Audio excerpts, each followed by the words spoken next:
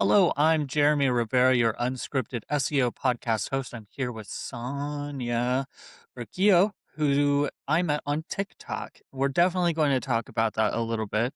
But first, I want you to introduce yourself and tell us why we should trust you as an SEO expert based off of your experience or capabilities.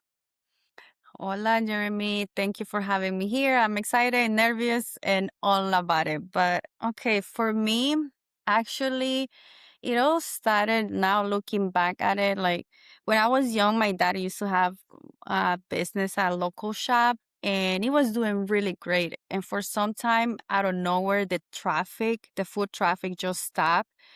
And unfortunately, we had to close the business. My dad had to go work a cleaning job at the airport. And I remember I was starting doing like bracelets at his shop, maybe hoping that food traffic will come in by doing these bracelets. And then now when doing SEO, it just clicked on me saying like, oh, my dad actually needed visibility. He had the shop, but he didn't have a Google My Business profile. He didn't have a website. None of that. It was just like the local shop in the corner, and that's it. And no traffic came in. And now it hits for me is like now when these female consultants or coaches come to me with I need visibility, I need to rank, I need to sell my offers, I just think back of my dad and I'm like, okay, let me see what I can do to help you because I know what it feels like. I had to go work as well when I was in high school to help. All of us had to go back and see how we can help pay the rent, buy food, and all of that. So, yeah, it's very personal, pretty much. Yeah. So, He didn't have ChatGPT, no. as his personal, a concierge sending people your way. I mean, my friend Matt Brooks at SEO Tarek, he says you've got to train your, customer support representative. Claude is, kind of lazy unless you tell him exactly what's going on. Mhm. You got to fill the blanks for him. So tell me a little bit about what niches you're working in SEO. What are your favorite industries that you've worked with so far? And if you have one, what's your bread and butter right now? So, all of this that I'm doing, even getting into SEO came pretty much organically. I did a career change and I was tapping into marketing and I took this SEO course and I pretty much didn't like it. So I said SEO is not for me. So I actually quit SEO. But as I was doing interviews, they were not working. I asked my career coach, give me some hands-on project. And went into my LinkedIn profile and she saw my SEO course and she said, how about you optimize my website? You do SEO. So I'm like, okay, is this or nothing? So I went in and I went into YouTube to watch, all of these experts. And it took me so long just to do on-page SEO, like months. But 4 weeks later, she got the traffic and I was very happy. And I'm like, okay, this is for me. And then I started talking about this experience on LinkedIn and then female coaches, consultants, business owners started coming like into my feed and I started reaching out to them. We became friends, networking, and then I got laid off from my full-time job and I just said, you know what, let me go into this. And I started like getting clients into the service business space. So online business providers, Mhm. organically, it just happened. And now like pretty much 100% of them or 99% of them are like female coaches, founders, online business, local business are just female founders. And now I'll say I started with SEO, right? Optimizing your brand to rank. And as I'm learning more and more, now we have AI, but now I'm like, you need to optimize your brand pretty much. That's what I'm calling it. Like, not only on your website, but your social media channels too, but also you need to be found in other places. Now we have Reddit, now we have podcasts, go on podcasts, Now we have other blog collaboration, features in your local community, local citations. So I'm like, you need to optimize your brand to be found, to be mentioned, because now we just don't know where your audience is searching. Now we have AI into Google Maps as well. People are just searching and typing the big prompts on Google Maps as well. So optimize your brand has been like, I just like talking about that, and I'm including that with my clients too and myself. Yeah. Is that the solution for the boring, industry problem? Because like, "Oh, we sell agricultural products, we're waste oil heaters." So then the pivot is, building brand and showing expertise and supporting existing customers as a knowledge base? I would say yes. To be honest, even for me, like SEO, I keep hearing my clients saying it's too complicated. I don't want to do it myself. But I saw your video, but I saw your interview talking about something that is not even SEO related, but because of how I talk or how I explain is like they come into my brand and it's like, okay, I actually need this. Or they type something on ChatGPT. So yeah, it just removes the boring stuff. And also now with AI all over, like give that human touch, get to know you pretty much, the brand behind it. Because sometimes we craft really good, corporate like websites or the websites and the designs that they are kind of like once they get to meet you, it's like, oh, you're actually pretty cool, pretty like, funny or things like that. And sometimes it doesn't show in the content or things like that. So yeah.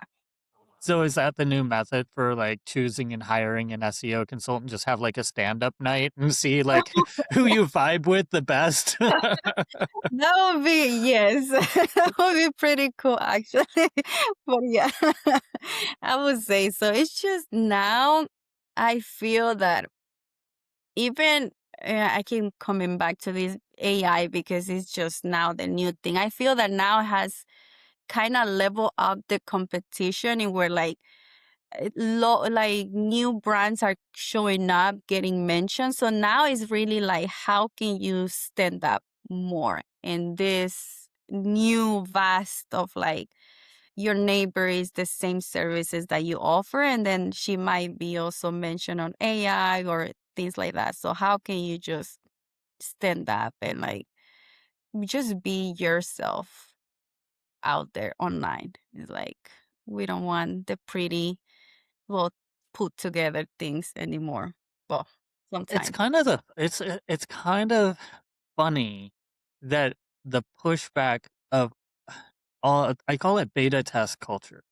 Like, Mm, because if you look at 2002, 2010, when there was a major software company, they were so cautious about what they put out into the wild because their stock would dip immediately if the release was poor or the feedback wasn't great, right? But now with everything getting pushed now, you know, we get new models launched and there's no way that they've done more than, like, a couple weeks testing at most, like, at very, very most, and there's indications of even shorter cycles, and so we as a culture have just been pushed into this constant status update of beta testing and like, "Oh, well, Google's displaying and saying that, macaroni cheese should have gasoline in it.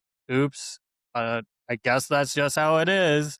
You know, it's like, who we would have never have accepted, the idea, we grew up, with data from Star Trek.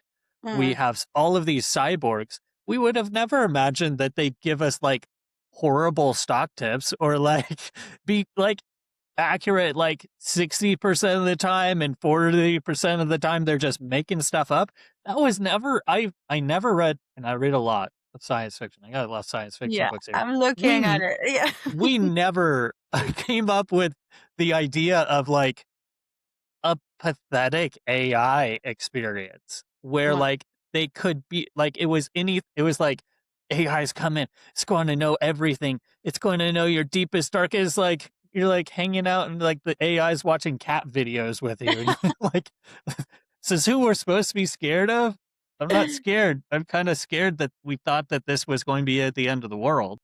My God, yes, yeah. I still talk with some people, like some business owners that are still scared to even try AI because of the same thing. And I'm like, girl, you're just missing on the opportunity. Like, just use it, play with it. It's not just, yeah, it's crazy when they started coming out. It's like, oh my God, the algorithm, like you were talking about on TikTok, it was just full of this, like, this is over. Now you're not going to have no more privacy or A, B, and C, which, I'm not saying that it just depend on how you use it, who uses it, but, it's just the fear mongering, like I keep saying, it's preventing some businesses to take advantage of that and pretty much take themselves to another level because of all this noise, pretty much. Absolutely. Yeah, I definitely see, and I've talked to people, when I'm doing, local consulting, like with my church or with people that are more like service area business owners. It's weird because they really could use the help on the automation side of things, whether it's like, using AI to schedule, people that are calling in. I mean, Mm, it's embarrassing. Like, I think Darren Shaw, he did a study where like 80% of people that send a message to any local business never get any response. And the amount of businesses that reply, like, within an hour is less than 1%. And then you're like, "Oh, all every" if you talk to any local small business owner who provides services, they're like, "Oh, I wish somebody would call. I really need some business." And then you look at their email like, "What about this person?" "Oh, yeah, I really slow on the quote. I was out." All of these excuses. There's this huge disconnect. I had a contract with the local asphalt guy, and as like on a percentage basis, we struck a partnership. Like, I'll do your digital marketing. I'll get you leads. I literally handed him my neighbor who was begging for a new driveway, and you know, handed it over. He's like, "Yeah, I'll get to him." 2 days later, 4 days later, my neighbor's like, are you yeah. going to get back to me? Am I getting a new driveway? What's going on?" I'm like, "Let me check."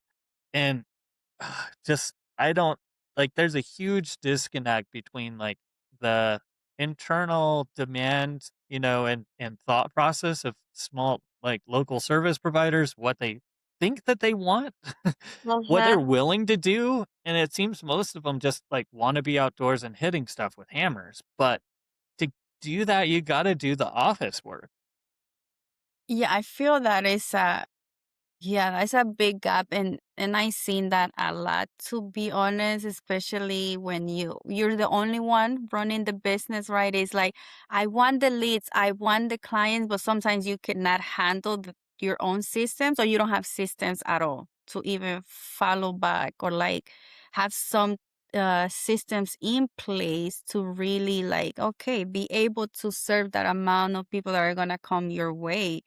And yeah, I seen that a lot, especially in when you are the only one running the business, and especially if you don't know how to really use, right, things to automate, like AI, right? It's like you're not tech savvy, like how some of my clients say, I'm not tech savvy, and they really don't. So sometimes they do struggle to have that system, and it can get very overwhelming, and sometimes it can be a break deal even for your business, having that foundation like that. Yeah. Yeah, I found interviews to be such a wellspring of great content that checks that human box off. And it's not just like a podcast interview, but actually like, there was a precast concrete company in Florida. I interviewed both the CEO and the guy that actually does the installations just to get like the marketing speak side and then like what you actually need to do this thing on site. and then like filter out, the stuff that shouldn't be on public facing. Like you can't just drop in a raw transcript without like massaging it with Claude. But there's so much there with dropping those two in, a series of prompts, and you've got 4, 5, 6 articles, probably some content for your about page, your service pages, certainly. We came up with, 3 holes in their product, line of like, well, hey, people want to know if they can dig under this security wall that's getting installed. That's their major concern. They ask every time, like, then you should have a page. If Mhm. anybody asks a question more than once about your business, make a page. Yeah. Yeah, it's just yeah, I feel that. I mean, I guess we as marketers are able to see that, but sometimes I keep like my clients, some of them are saying like, oh, they keep asking this question over and over. Okay, let's make a page about it. Let's add it on the FAQs. Let's write a blog about it. It's make a post about that. It's just so you also cut down the time of like when they come into you asking the same question over and over and over instead of they just asking the question so you can just make them your client faster, the explaining that you have to do over and over and over and over. So it's just we are able to see that and immediately just click with it and then put it into action. So and they and wait on when they don't have us, then that's when they just keep answering the same question over and over, and then I guess that's when they get frustrated too. So yeah. Mm-mm. Have a call you out type question. Are Yeah. you an SEO that does your own SEO? Like, do you actually add stuff to your site? Do you create content on, I think it's SEO by Sonia.com, right? Yeah. Mhm. Do you actually build links? Do you try to create content that ranks? Do you do your Google Maps business, or are you another SEO with a one-page website Oh, and don't actually get any leads organically? no, no, I do. I hate that. The one page website, they always trigger me and I'm like, okay, I get it. Sometimes you just want to save money or no, I do my own SEO. I have my own Google My Business profile, trying to get backlinks, my content, updating my content, and see what works and doesn't. Is it easy? No, because I do put a lot of my effort on my clients, and sometimes like for example, this month I haven't been able to write my blog, so I've been just updating, whatever it has high impressions, low clicks, like that. But I haven't been able to write new blogs for my own websites because I've been doing it for my clients. So, but I always try to, yeah. No, that's my thing. Is like I always no, no, I will feel like a disservice is like if I show you a strategy that I haven't done or tested on myself, it's just like that. Because when I started doing SEO, pretty much I didn't have a website. It was like a free website, which it was my marketing profile to show to employers when I was doing interviews, but I did it. And I really, really hated that to not have a website when I started out um, talking about marketing SEO, my LinkedIn, because that was the only thing I was using back then on 2022. Yeah. So, What do you think? Would you agree with the statement of SEO isn't overlapping with LLM optimization? Everything we do is overlaid now, that LLMs overlap. So SEO is in the middle.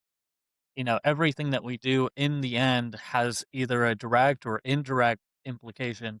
But there are things that are outside of the competency of SEO that impact LLMs. And so we might have to stretch that role, or we might have to grow beyond just I edit keywords on a page to I handle PR. I handle, I get press releases done, or I find, network partnerships to plug into. I consider, ad campaigns you should kick off. If I don't manage it myself, you should use this person, leverage email, etc. Yeah. You have to, we have to grow. I remember when I started just SEO, I was just in the website, right? Trying to get some backlinks, but it was just optimizing the website. And then at some point, that just stopped working. I'm like, okay, what is going on? What I need to do?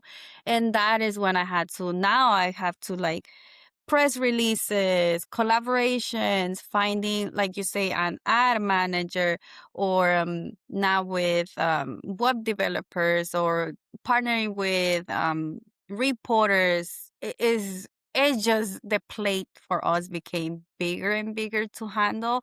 And sometimes, yeah, I feel that you need to have the foundation, with the SEO. But if you want that scale to the next level, yeah, you just need to branch out, because then you're just gonna be looking at your Google Analytics and like, okay, why is not going past this number? Why is the analytics just not being steady or going down?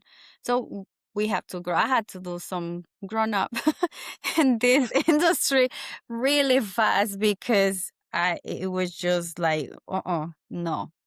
I need to learn about this AI thing. I need to learn about uh, PR, like you're talking about, is a lot. And also investing in my own learning, right? Because yeah, going into YouTube, TikTok, or networking with other experts, it can work at some point. But I myself, I do needed that one-on-one support sometimes. And like, I had some clients and some situations that I really couldn't find the answer.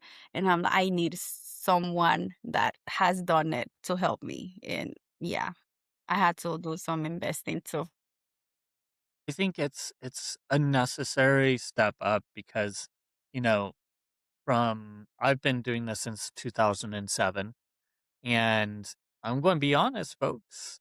A large part of what I did was Google stuff and research it and try to find answers. And now we have capabilities to do that more, through Claude or otherwise. So people are going to be turning to those. So you need to have a network of fellow professionals you can ask those questions to and kind of work it out. So it's you can't. No man is an island in our digital marketing economy these days. Yeah, I agree. And now with a lot of noise that you see, like a lot of experts are coming in, or a lot of new tools that are coming in, is like, now is that you also have to filter who to trust, what to trust, because it's like now everybody, not, a lot of new things are coming in that claim to give you this expertise or this result. And yeah, sometimes it's like, oh, you also have to do now research, like, okay, let me do a checklist. Who do I go with? Yeah, yeah, it's a lot. It was hard enough with the snake oil sales to small business owners in the generation before. Mhm. Because we have to be honest that not everybody that said that they were doing good SEO was actually doing good SEO. They were outsourcing to overseas writers. They were using Fiverr for their backlinks. They were, Yeah, doing prompt injections to get comment spam links. There's all kinds of gray and black hat stuff. And a whole lot of small business owners, like 1 out of 4 prospects that would come to me would be like, well, I had this terrible experience, and the first 10 minutes, 15 minutes was consoling, that validating their experience. And then I have to prove myself, put out my bona fides. So like, that's just accelerating with, like, you have to show expertise in LLM optimization when nobody knows exactly like how to optimize yet for LLMs really. It's a moving target. yeah, Like for which models, for which, for GPT, for Claude, that every day there's distance between the two, which is good because now there's genuine competition, Mm-hmm. but it means, nobody has truly deep expertise. We can just iterate and say, "Hey, we've got this base. This is what we know. This is our strategy and how we'll adjust as stuff comes out." Yeah, it's yeah, I'm thinking about the calls that I had and where like they keep telling these bad experiences. They promise this A, B, and C, and now it's like I'm worse than how I was when I started working with them. So yeah, and there's so many new AI search tools that are coming in. Like you're saying, is like we are just learning in the process. And I always tell them, hey, I do not promise this. This is what has worked for my clients, and I'm showing you this. These are the gaps that I'm seeing yourself. But yeah, it's a lot. It's a lot. We have some good learning to do in the industry, which is pretty exciting too, to be honest. Obviously, as you're going through this process and these Google updates, is like, oh, please give me some break. I just learned something new. Now I had to like research this and that. But it's just adding more tools for us to, keep helping our the business, small businesses. And yeah, that just for me is more exciting looking at through that lens pretty much. Yeah. What are some new tools that you've been adding to your SEO stack? Because, there's hand optimization, but what tools have you found that actually help you move the needle on any of your workflows? So I haven't I'm more like researching in the moment. For example, SE ranking, I'm really, really looking into them. Because I've been using, for example, for my analytics, now they have SEMrush One. I've been using that, but it's like what I'm leaning more towards is like how can I condense all the brands mentioning my clients now with AI? Because sometimes my clients get a lead from ChatGPT, but I'm not able to see that data yet and to see okay what click, what is it that work for them, and sometimes I just want to condense that data. So but oh my God, I was searching and it was so many of them. I'm like, okay, I need to take a break because, and then they started pitching me. I'm like, oh, okay, I'll come back to it. So it's like I froze. Yeah. I'm in this freezing moment and like, okay, let me not add anything because sometimes I just swipe, and yeah, I also need to work on that too. So it's like I'm in that session of my life pretty much. Yeah. I've recently added OpenSEO .so to my stack because it's an open source solution by Ben Sinescu. Pretty cool. It's got your basic feature set and it's cheap. It's like 10 or $20 a month versus like the challenge with SEMrush or Ahrefs. It's like they want 100 or $200 a month, and you're like, oh, I guess I need this platform, and it's got all of this stuff, but you know, It's it's like, tough. yeah, it's like, do you really need it? Because sometimes it's like, sometimes I just have to look at the data, let's say on Google Analytics, let's say the very basic ones, and I'm like, okay, I didn't really need to go to this SEMrush, so I didn't even use it this month, and they already Yeah. swiped it back for like the 200 plus. It's just I feel that new tools that are better, are more concise, and everything are coming up. I just need to like really like checked off. So maybe I might check that one that you just mentioned because yeah, I feel the one that I have is good, but it kind of like I outgrow that one. It's like I need something else maybe. Yeah. So For mm, me, it's just been all about trying to get stuff in connected into my Claude. code instance. Um, Like I connected Google Search Console MCP actually is through OpenSEO, so I didn't have to do something extra. That was a bonus. So now I can just query and say, "Oh, hey, look at SEO Arcade and give me a realistic view and push it as a document so I can review it and give me different viewpoints on it." That was so useful, and I haven't done it yet, so I can't tell how well it works, but I'm connecting Google Analytics MCP oh, today. oh, So, maybe you go down that way, yeah, and plus, yeah. Open SEO has an MCP as well. So you can say, give me a backlink picture for this domain, grab the GSC, and tomorrow I'll be able to say, grab the Google Analytics, and let's actually kind of compare. Because one thing that I really want to do, and I messaged Ben at Open SEO about this was you know how Google Search Console will tell you there's like 100 clicks to a page? Then the table underneath it will give you like 7 of Mm. the actual queries. But if we have like the rough rankings for the page, we have Google Analytics for the actual organic traffic, and then the Search Console to give, the positioning, we should Mhm. be able to fill in some of the gap. Maybe triangulation or a potential suggestion, but if they're only giving 14 out of 100, this is more accurate, sticking your finger in the air as far as like, okay, well, it's nice to know I got 100 clicks. You're telling me 14 of them. That is not usable levels of data.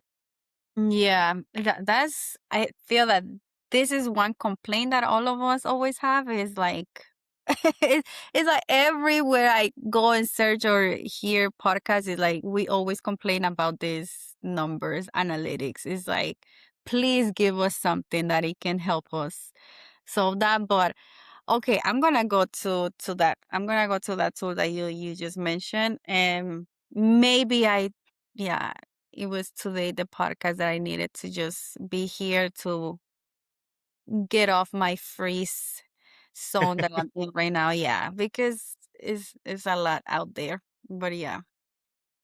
I'm curious, what's in your playbook or your tactics right now? Like what's a juicy thing, either a tried and true or something new that you've come up with, but somebody comes to the table, what's in your back pocket for tactics or your top strategy? Oh, oh my gosh.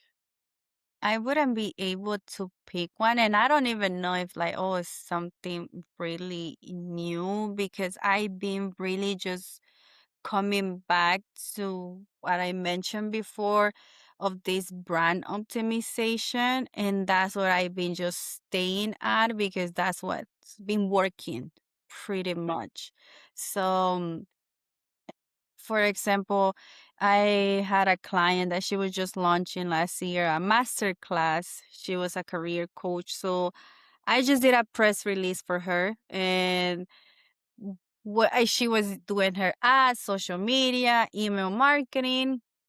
Before she used to get only like 100 attendees to these master classes. But when we combine all of this, and we even use Reddit for this, she got over 1,000 to that one master class during December because and it was the holiday season. But and since then I'm like, okay, brand optimization, and I've been applying that to every other client, and you know they're happy. They're happy. Thank God.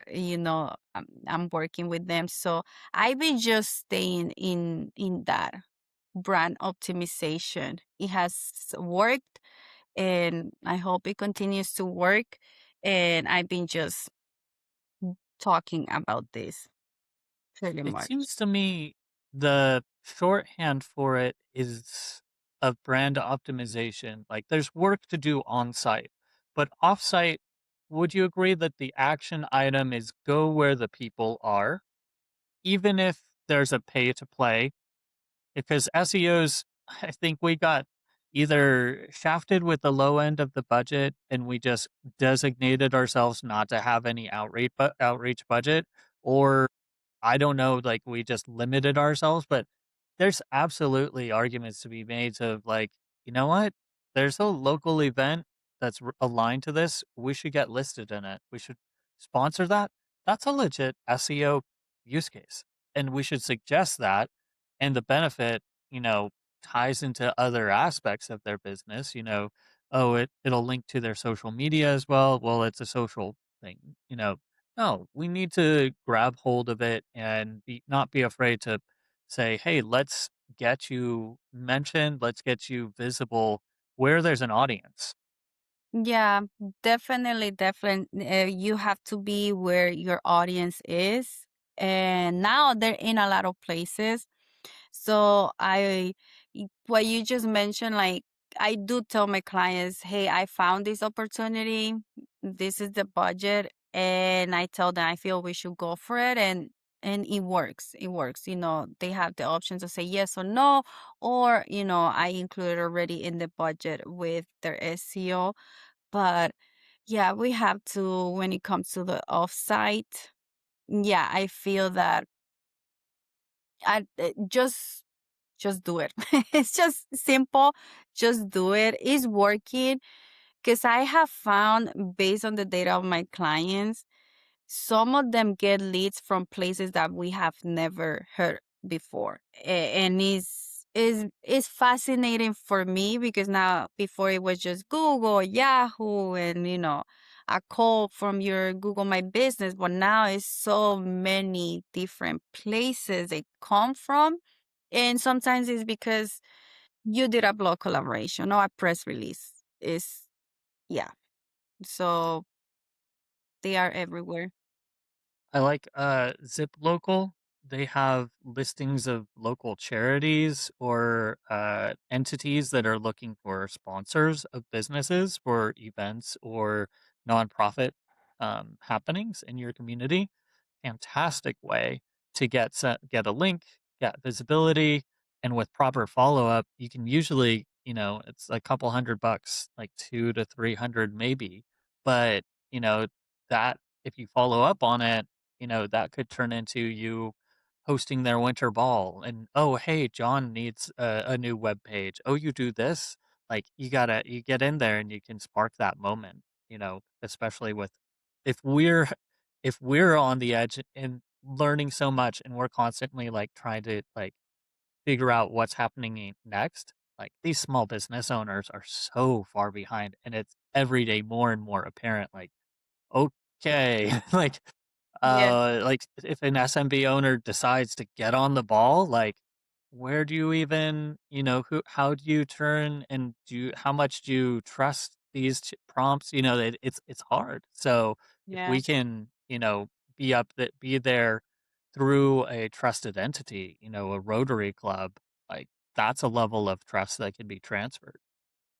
And it's so, oh my God, it's so good that you're saying that because just last week I was coming up with to reach out to these local charities in local places. And now that you told me this too, it's crazy because especially in what I seen on the type of clients that I work with, online business service providers, they really just look at the national level or international level. And sometimes you have so much gold in the local target community. They feel that, oh, maybe I'm a career coach or resume writer.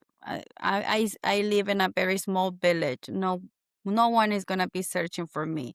And then when we start getting local citations, your Google My Business profile, you start getting more calls locally than, from another state. So it's just we have to really um and I've seen those other experts and where sometimes the clients tell them, I don't want to target my local community. I don't want to do this. I just want to international. Oh, that's not my, I don't feel they're going to be in my area. And then you just run with that. But you see so much gold in and doing local SEO per se. And it's pretty much a disservice on my end, I feel. Yeah. Well, it's been great chatting with you. Tell the folks who are listening how they can connect with you. SEO by Sonia on TikTok. Shout out your website. Anything cool you've got going on, I'll make sure it gets linked in the show notes.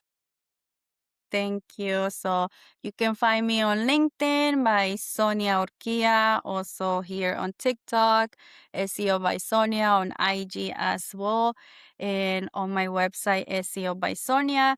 And I have this that I like to do on video. I send you a video of a quick website audit. If you want, just fill out the form and I'll send you a website audit. I like to do that for small businesses and just connect. And I'm here to answer any questions. And thank you, Jeremy, for giving me the opportunity to be here. That was pretty cool. My pleasure. For everybody that's listening, check out unscriptedseo.com for more episodes, plenty of interviews. I've added new topical hubs. So if you have a specific itch you're trying to scratch, you can find previous guests like Rand Fishkin, Grant Simmons, and others in the industry who've interviewed with me. And also check out SEOarcade.com. Apply to fresh scrape of paint thanks to Claude. Rebranded that podcasting and the keyword research tool I built myself. So check it out. Thanks for stopping by. Thank you.